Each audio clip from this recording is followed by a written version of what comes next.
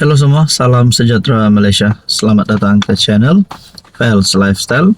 Terima kasih kerana terus setia dan terus bersama di dalam channel ini.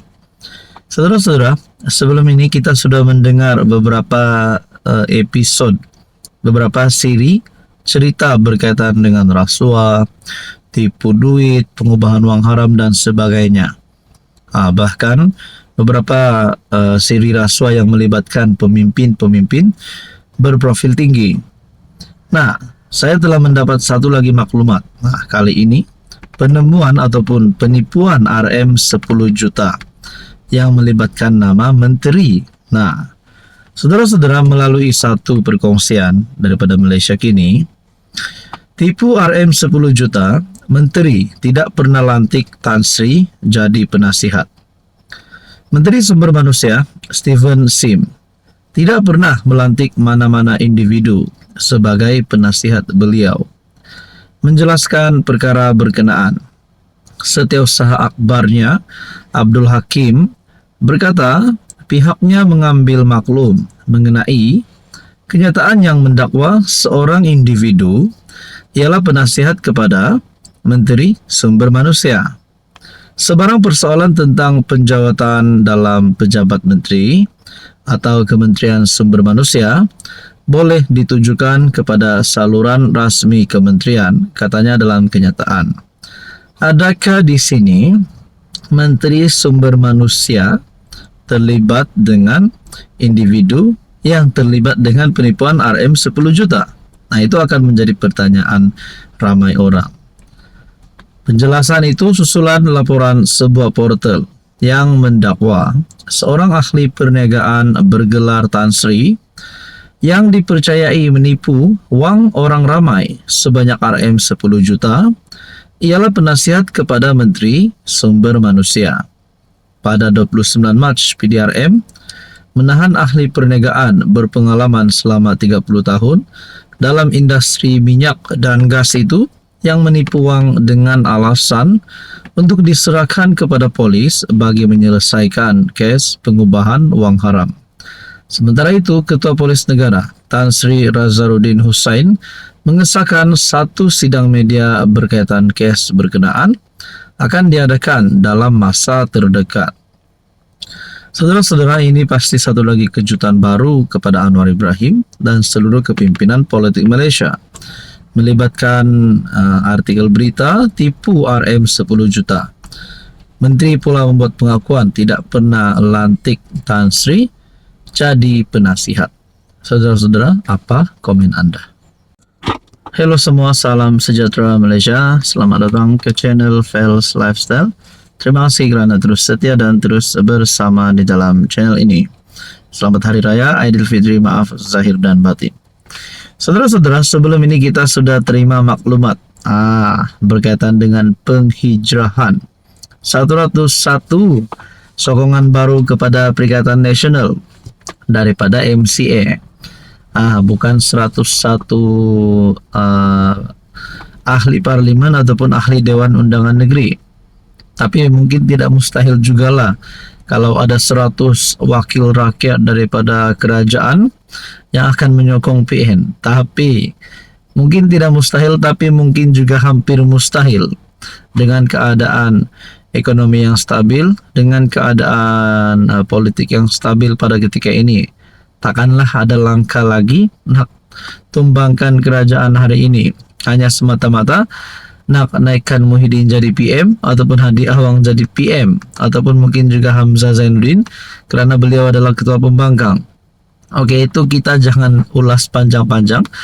Ini satu berita, mungkin berita baik kepada PN, di mana 101 ahli MCA yang sah menyatakan sokongan kepada PN. Tapi menurut penganalisis, hijrah 101 ahli MCA tak bantu PN raih sokongan China, kata penganalisis. Azmi Hassan berkata, komponen PN iaitu PAS yang dilihat terlampau ekstrim terus menyebabkan pengundi bukan Melayu jauhkan diri. Bekas Setiausaha Agung Pemuda MCA Leong Kim Sun dilantik sebagai Ketua Sayap Bersatu, Bentong dan Pahang selepas mengumumkan keluar parti baru-baru ini. Penganalisis berpendapat, penghijrahan bekas pemimpin pemuda MCA bersama 100 ahli yang lain tidak mampu membantu PN menambah sokongan pengundi Cina, terutama apabila wujud syak wasangka terhadap parti komponen PAS. Fellow Majelis Profesor Negara Azmi Hasan berkata, kumpulan itu hanya mengulangi kegagalan fungsi gerakan bagi menarik sokongan lebih besar masyarakat bukan Melayu selama ini. UMNO yang dikatakan lebih mesra pengundi bukan Melayu pun, MCA mempunyai kekangan sendiri dan sukar untuk menarik golongan itu. Apatah lagi dalam PN untuk mengundi PAS. Ia tak mudah. Kegagalan gerakan menarik sokongan bukan Melayu. Bukan kerana mereka bukan Melayu, tidak suka atau tidak percaya kepada gerakan, tetapi disebabkan ada PAS yang terlampau ekstrim dalam memberi pandangan berkait perkara bangsa dan agama, katanya kepada FMT. Adakah dengan ini sebenarnya PAS yang menjadi salah satu penyebab PN tidak meraih banyak undi daripada golongan bukan Melayu? Nah, adakah penyelesaian bagi PN? Bagi Muhyiddin sebagai pengerusi PN adalah menghalau ataupun membuatkan PN, membubar PN, PAS keluar PN, barulah Muhyiddin menyatakan sokongan kepada kerajaan. Mungkin juga itu boleh berlaku.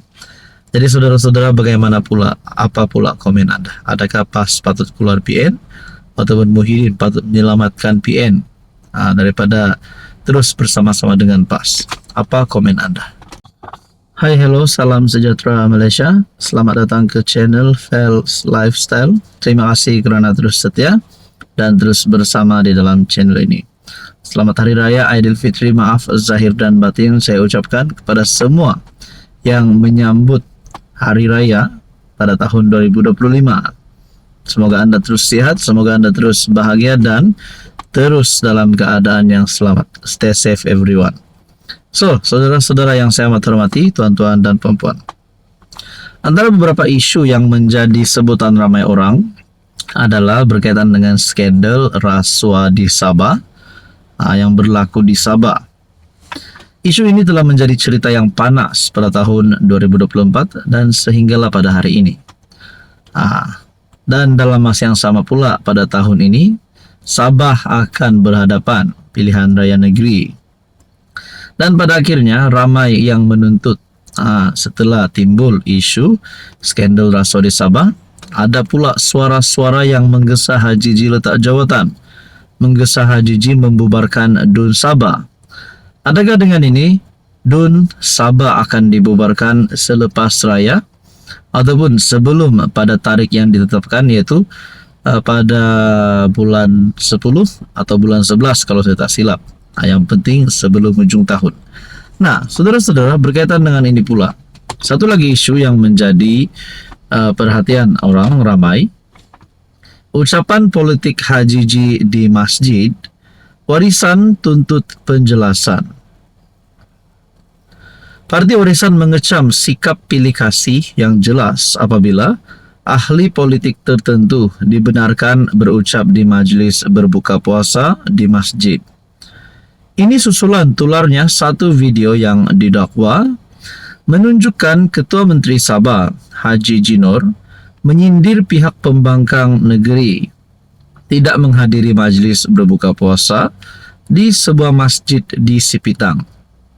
Sebaliknya, menurut Ketua Penerangan Warisan Aziz Jaman, Presidennya Syafiq Abdal berdepan pelbagai sekatan apabila hadir ke program seumpamanya.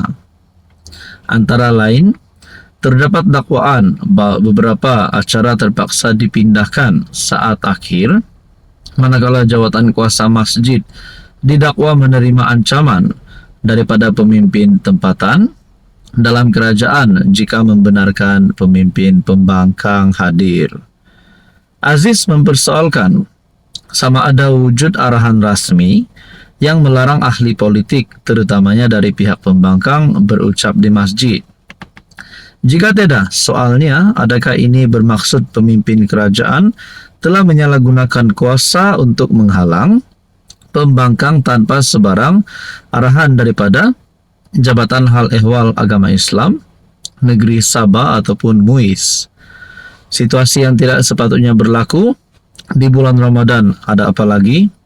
Yang memberi amaran itu adalah rakan seagama dengan Datuk Seri Syafiq Apdal sendiri. Sekali lagi kami ingin bertanya, adakah ini arahan Jabatan Agama Islam atau arahan pemimpin-pemimpin kerajaan semata-mata? Nah, saudara-saudara, berkaitan dengan ini, apa komen Anda?